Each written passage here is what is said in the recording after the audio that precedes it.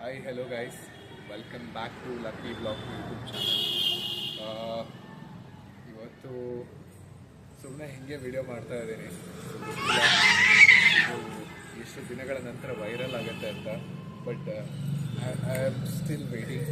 ಈ video viral ಆಗಲೇಬೇಕು ಅಂತ ಕಾಯ್ತಾ ಇರ್ತೀನಿ.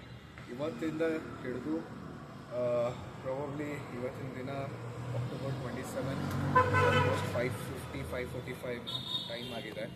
ಸೊ ಗೊತ್ತಿಲ್ಲ, ಇನ್ನು ಇದೇ 3 ವರ್ಷ 4 ವರ್ಷ ಬಿಟ್ಟು ಇದೇ ವಿಡಿಯೋಗೆ ಎಷ್ಟು ಲೈಕು ಎಷ್ಟು ಸಬ್ಸ್ಕ್ರೈಬ್ ಮಾಡಿರ್ತಾರೆ ಅಂತ ಗೊತ್ತಿರಲ್ಲ.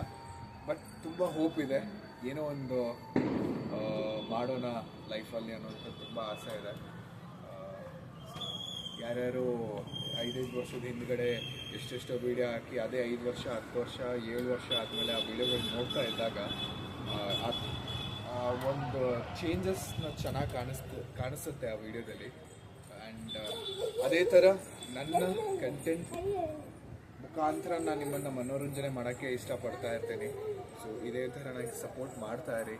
ನಿಮ್ಮ ಪ್ರೀತಿ, ನಿಮ್ಮ ಹಾರೈಕೆ ನನಗೆ ಯಾವತ್ತೂ ಬೇಕೇ ಬೇಕು.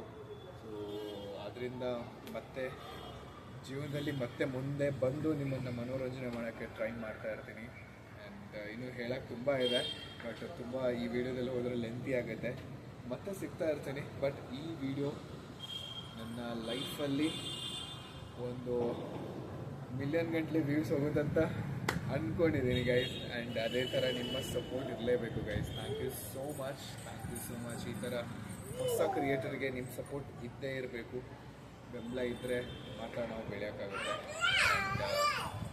ಆ್ಯಂಡ್ ಒಂದು ಹೇಳ್ತೀನಿ ಗೈಸ್, ಇನ್ನೊಂದು ಹೇಳಬೇಕಂದ್ರೆ ಇದ್ರ ಮುಖಾಂತರ ಯಾರೆಲ್ಲ ಕಂಟೆಂಟ್ನ ಸ್ಟಾರ್ಟ್ ಮಾಡಬೇಕು ಅಂದ್ಕೊಂಡವ್ರಿಗೆ ನಾಚಿಕೆ ಅನ್ನೋದನ್ನ ಫಸ್ಟು ಬಿಟ್ಟಾಕ್ಬಿಡ್ಬೇಕಾಗುತ್ತೆ. ಈ ಕಂಟೆಂಟ್ ಕ್ರಿಯೇಷನಲ್ಲಿ ಎಲ್ಲೇ ರೋಡಲ್ಲಿರಲಿ, ಎಲ್ಲೇ ಪಕ್ಕದ ಮನೆಯವರಾಗಿರಲಿ, ಎಲ್ಲೇ ಏನೇ ಮಾಡ್ತಾ ಇದ್ರು ಅದ್ರ ಬಗ್ಗೆ ಯೋಚನೆ ಬಿಟ್ಟು ಸ್ಟಾರ್ಟ್ ಮಾಡಿ.